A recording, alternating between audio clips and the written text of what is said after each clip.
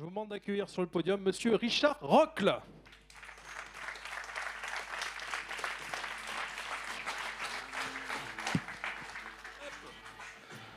Bonjour Richard, comment vas-tu?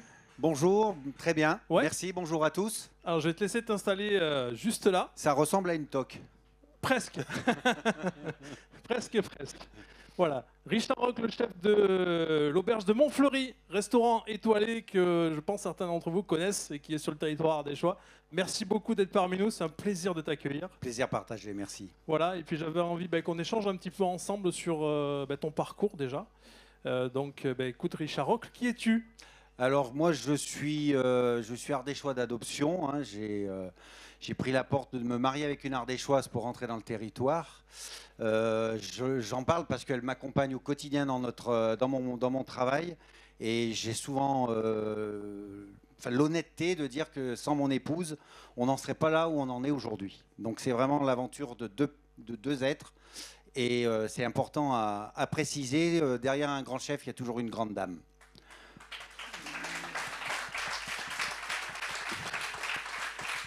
Alors, n'étant pas ardéchois, je viens du département de la Loire, région rouennaise précisément, connue aussi pour ses bonnes tables. Je suis tombé dans la marmite à l'âge de 13 ans. La cuisine est vraiment une passion. Depuis l'âge de 13 ans, je ne fais que ça. Et mon épouse pourrait confirmer, je fais que ça.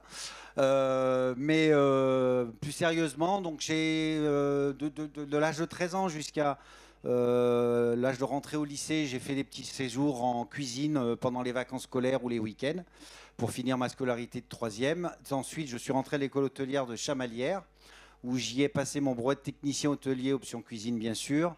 Et puis j'ai profité de l'occasion pour passer mes 2 CAP, cuisine et service, pour pouvoir avoir une connaissance de l'autre côté de la barrière, chose qui me rend service aussi pour comprendre le travail de la salle, le travail des équipes, et c'est toujours très important. Et puis ensuite, comme on a tendance à le dire, j'ai fait mes humanités un petit peu partout sur le territoire français. Je suis jamais parti à l'étranger. À mon époque, c'était pas aussi actuel et aussi tendance que ça l'est aujourd'hui. C'est peut-être partie de mes regrets, mais j'ai eu la chance de travailler un petit peu partout sur le territoire. Beaucoup sur la côte atlantique, Manche, donc la région de La Rochelle, la Normandie, Granville, des endroits comme ça. Et puis j'ai travaillé dans la capitale, où j'ai pu aussi travailler dans des palaces, le Crillon précisément, 2 étoiles à l'époque. J'ai travaillé aussi à Deauville, dans un autre palace, non étoilé, mais grosse structure, grosse expérience. Et puis j'ai vraiment fait un parcours très éclectique au niveau de la restauration. Toujours des restaurations de qualité, ça c'était quelque chose, je m'étais interdit de travailler dans des maisons où on ouvrait des boîtes et on ouvrait des sacs. Donc j'ai travaillé dans du tradi, j'ai travaillé dans de la brasserie, j'ai même fait des pizzas professionnellement, pas que pour des concours, et puis dans du gastro, du très haut niveau. J'ai eu la chance de croiser le fer aussi dans les équipes de Pierre Gagnère notamment. Et voilà, le temps passe. Plusieurs maisons, puis un jour j'arrive de l'autre côté du Rhône, je rencontre Angèle, et de cette rencontre on a eu l'envie de s'installer. L'installation en Ardèche, en toute sincérité, a été vraiment un hasard. C'est l'endroit, c'est le restaurant, c'est le budget qui nous a permis de dire on va s'installer là et on va tenter l'aventure. Ça fait 19 ans, voilà. Après, je peux enchaîner un petit peu sur... C'est déjà bien. C'est déjà très bien pour la présentation, merci. Tu voulais enchaîner? Après, oui, je te laisse enchaîner ça. Disons que oui, en fait, ce que je voulais dire, c'est que donc de 19 ans, on a pris un restaurant qui restait quelque chose un petit peu institutionnel dans le secteur. Ça a toujours été un établissement de restauration. C'est une maison qui existait déjà en 1900. Mais on a pris quelque chose dans son jus qui était vieillissant. Avec la nationale qui passait juste devant le restaurant, on savait qu'il y avait un projet d'autoroute, pas en Ardèche, de nationale qui allait être déplacé. Et donc ça allait nous mettre en retrait. Donc on l'a vu d'une manière très positive pour l'établissement, ce qui a été le cas.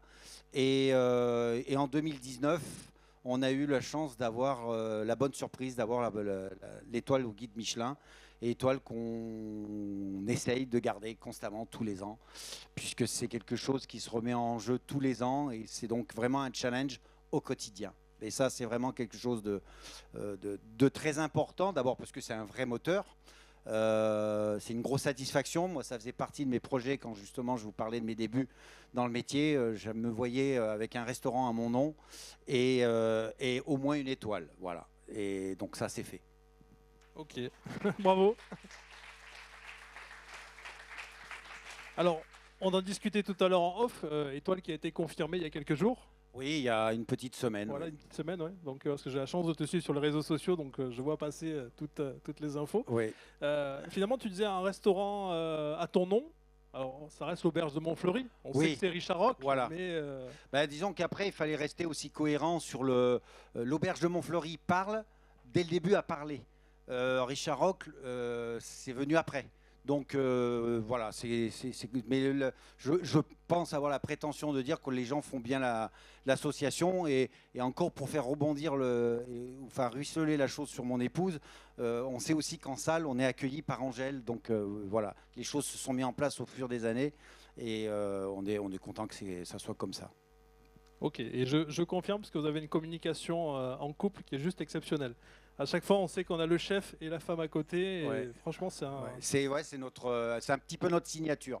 C'est un petit peu, enfin c'est même pas un petit peu, c'est notre signature. Ok. Voilà. Ce qui va m'intéresser aussi, c'est de partager avec toi la dimension RSE de ton restaurant et notamment des choix que tu as fait en termes d'ouverture aujourd'hui, qui sont peut-être différents de ce qu'on peut attendre dans un restaurant. Et puis également de comment ça se passe aujourd'hui avec tes équipes aussi sur le terrain, parce que je pense que c'est un secteur qui est très touché aussi par le turnover qu'on connaît. Ouais. Donc si tu veux nous en dire quelques mots.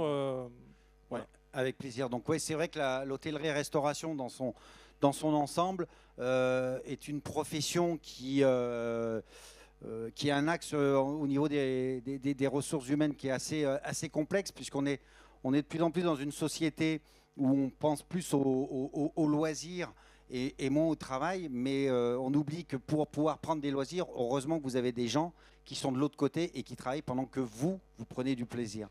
Donc ça rend complexe le recrutement. Ce qui s'est aussi produit, c'est qu'on a été comme tout le monde. On a reçu un grand coup derrière les oreilles avec le Covid et on nous a obligés d'avoir beaucoup de temps de réflexion puisqu'on nous a interdit, et je pèse mes mots quand je le dis parce que c'est vrai qu'il a fallu digérer la chose. Nous, c'est arrivé en plein service. On nous a dit à 8h30, voilà, à minuit, vos clients, vous les mettez tous dehors. C'est complètement à l'opposé de notre philosophie, de l'essence de notre métier. Donc pendant toute cette période Covid et confinement, il a fallu réfléchir. Et l'inquiétude qu'on avait, c'est de réouvrir, parce qu'on savait qu'on allait réouvrir un jour si l'entreprise ne coulait pas avant, mais c'est de réouvrir avec nos équipes, de ne pas retrouver que Angèle et Richard devant le restaurant. Et ils sont où donc on a tenu le lien humain avec toutes les équipes qu'on avait en place. On a eu la chance de réouvrir avec toutes les personnes. On a eu zéro défaut. Tout le monde est resté. Et on a beaucoup réfléchi et on s'est dit, il faut qu'on s'adapte malgré tout à notre société. Et nos jeunes, il faut qu'on puisse leur donner aussi envie de profiter de la vie. Donc, si on veut qu'ils s'épanouissent au travail et qu'ils prennent du plaisir au travail, donc on a pris la décision de faire une fermeture supplémentaire, ce qui économiquement a été relativement lourd à supporter, mais bon, ça fait maintenant depuis 2022, ça fonctionne. Donc on est sur la période dite hivernale, donc on va dire octobre à Pâques, on est fermé 3 jours et demi, donc ça fait 3 jours et demi de travail, 3 jours et demi de repos.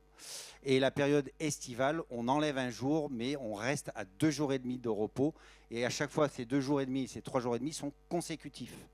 Donc ce qui permet quand même d'avoir, de pouvoir mener à bien des projets personnels, sociétaux, et on ne le regrette pas. Et on ne le regrette pas. Ce qui est important à dire, c'est qu'on ne le regrette pas. Et en toute transparence et en toute sincérité, nous non plus.